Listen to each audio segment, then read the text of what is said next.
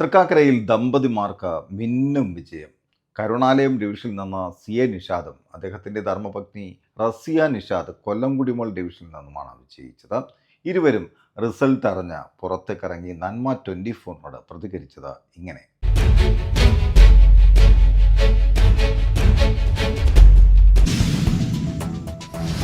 Vote ചെയ്ത എല്ലാവർക്കും കക്ഷി രാഷ്ട്രീയത്തിന് അതീതമായി എല്ലാവരും വോട്ട് ചെയ്തിട്ടുണ്ട്. അവരെല്ലാവരെയും പ്രത്യേക ഈ അവസരത്തിൽ ഞാൻ സ്മരിക്കുകയാണ്. കഴിഞ്ഞ പ്രാവശ്യം കൗൺസിലർ ആയപ്പോൾ നിരവധി അംഗീകാരങ്ങൾ കിട്ടിയായിരുന്നു. നല്ലൊരു വനിതാ കൗൺസിലർ എന്ന നിലയിൽ പല സ്ഥലങ്ങളിൽ നിന്നും പല കോണുകളിൽ നിന്നും തീർച്ചയായിട്ടും പ്രതീക്ഷിക്കുന്നുണ്ട്. കഴിഞ്ഞ വർഷം മൂന്ന് നാല് അവാർഡുകളാണ് എന്നെ തേടിയെത്തിയത്. ശരിക്കും പറഞ്ഞാൽ അത് ജനങ്ങൾ തരുന്ന വലിയൊരു അംഗീകാരമായിട്ടാണ് ഞങ്ങളെ വിജയത്തിലേക്ക് നയിച്ച.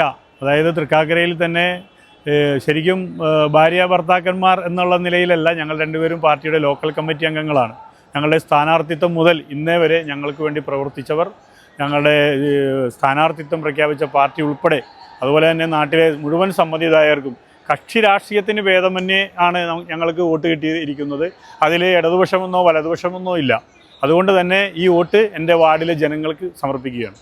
ഒരു ചരിത്രം കുറിച്ചിരിക്കുകയാണ്. തൃക്കാക്കരയിൽ ആദ്യമായിട്ടാണ് ഒരു ഭാര്യയും ഭർത്താവും രണ്ടും ഒന്നിച്ച്, അതും പാർട്ടിയുടെ ഉന്നത നല്ല സ്ഥാനങ്ങളിൽ നിൽക്കുന്ന. പല രീതിയിലും ആളുകൾ പറഞ്ഞെങ്കിലും അതിൽ നിന്നൊക്കെ വളരെ വ്യത്യസ്തമായി പാർട്ടിയുടെ പ്രവർത്തനം ഒരു വ്യക്തികളാണല്ലോ.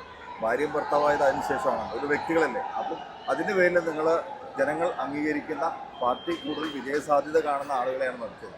അപ്പോൾ ഏതായാലും നിങ്ങൾ രണ്ടുപേരും സ്ഥാനാർത്ഥിയായി വിജയിച്ചു എന്ന് പറയുന്നത്. തീർച്ചയായിട്ടും ഈ വിജയം ഞങ്ങളുടെ വാർഡിലെ ജനങ്ങൾക്ക് സമർപ്പിക്കുകയാണ്. കഴിഞ്ഞ കാലങ്ങളായിട്ട് ഏതാണ്ട് 15 വർഷത്തോളമായി ഞാനും റസിയയും പലവട്ടം കൗൺസിലറായി വന്നവരാണ്. ഞങ്ങൾ ഈ നാട്ടിൽ ഇതുവരെ ചെയ്ത വികസന പ്രവർത്തനങ്ങൾക്ക് ജനങ്ങളിട്ട മാർക്കാണ് ഈ ഞങ്ങളുടെ വിജയം എന്ന് പറയുന്നത്. തീർച്ചയായിട്ടും ഈ വിജയം നമ്മുടെ വാർഡിലെ സമ്മതിദായകർക്ക് സമർപ്പിക്കുകയാണ്. തൃക്കാക്കര എന്ന് പറയുമ്പോൾ തന്നെ നമുക്കറിയാം ഏറ്റവും കൂടുതൽ വരുമാനമുള്ള ഒരു മുനിസിപ്പാലിറ്റിയാണ്. വോട്ടർമാരാണ് ശരിക്കും പറഞ്ഞാൽ ഞങ്ങളുടെ ശക്തി, ബലം അവരാണ്. അവർ തരുന്ന ആ ഒരു ഊർജ്ജമാണ് ഞങ്ങളെ ഈ 2010 മുതൽ 2025 കാലഘട്ടം വരെ ഞങ്ങൾക്ക് തല ഉയർത്തി. അവർ ശരിക്കും പറഞ്ഞാൽ അവർ എന്ത് കാര്യങ്ങൾ പറഞ്ഞാലും എന്ത് കാര്യങ്ങൾ ചെയ്താലും അവർ നമുക്ക് എല്ലാ സപ്പോർട്ടും നമുക്ക് നൽകുന്നുണ്ട്. ഏത് തരത്തിലുള്ള വികസന പ്രവർത്തനങ്ങൾ നടത്തിയാൽ തന്നെ അവരുമായിട്ട് നമ്മൾ ചർച്ച ചെയ്തതിന് ശേഷം മാത്രമാണ്, അവർക്കും കൂടി സ്യൂട്ടായ എന്തെങ്കിലും കാര്യങ്ങൾ ഞങ്ങൾ ചെയ്തതിന് ശേഷം മാത്രമാണ് ഒരു തീരുമാനം ഞങ്ങൾ എടുക്കുന്നത്. അതുകൊണ്ടാണ് ഞങ്ങൾക്ക് ഈ വർഷവും ഇത്തവണയും ഞങ്ങൾക്ക് വമ്പിച്ച ഭൂരിപക്ഷത്തിൽ തന്നെ വിജയിക്കാൻ സാധിച്ചത്. ഏതായാലും കഴിഞ്ഞ പ്രാവശ്യം കൗൺസിലറായിരുന്നു.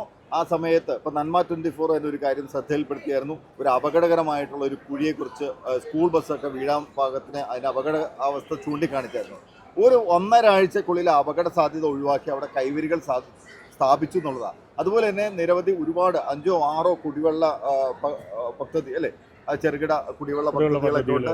അപ്പോൾ അങ്ങനെ ഒരുപാട് ആ വാർഡിൽ ഒരു കുഴികൾ പോലും കാണാൻ സാധിച്ചില്ല എന്നുള്ളത് അത്രത്തോളം നല്ല ഇടപെടലുകളാണ്. തീർച്ചയായിട്ടും ഞാനൊരു 34 ഡിവിഷൻ എന്ന് പറയുന്നത് ഞങ്ങളുടെ പഴയ ഒരു 60%, പുതിയൊരു 40% കൂടുന്നതാണ് 34 ഡിവിഷൻ കൊല്ലംകുടി മുകൾ എന്ന് പറയുന്നത്.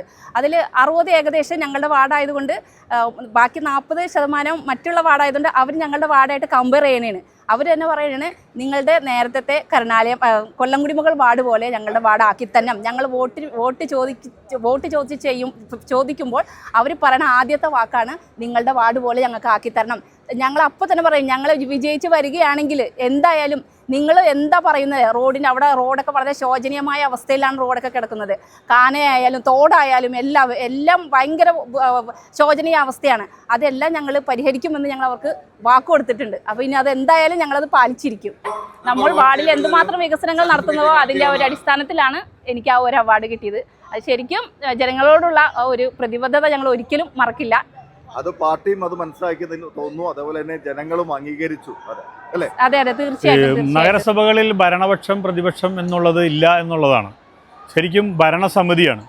അപ്പോൾ ആര് ഭരിക്കുന്നു എന്നുള്ളതല്ല, ആര് ഭരിച്ചാലും നല്ല കാര്യങ്ങളെ പിന്തുണയ്ക്കും. അതല്ലെങ്കിൽ ജനങ്ങൾക്ക് ഉപകാരപ്രദമല്ലാത്ത, അതല്ലെങ്കിൽ നല്ലതിൽ നിന്ന് വ്യതിചലിച്ചാൽ അത് തീർച്ചയായിട്ടും എതിർക്കപ്പെടേണ്ടതായിട്ടുമുണ്ട്.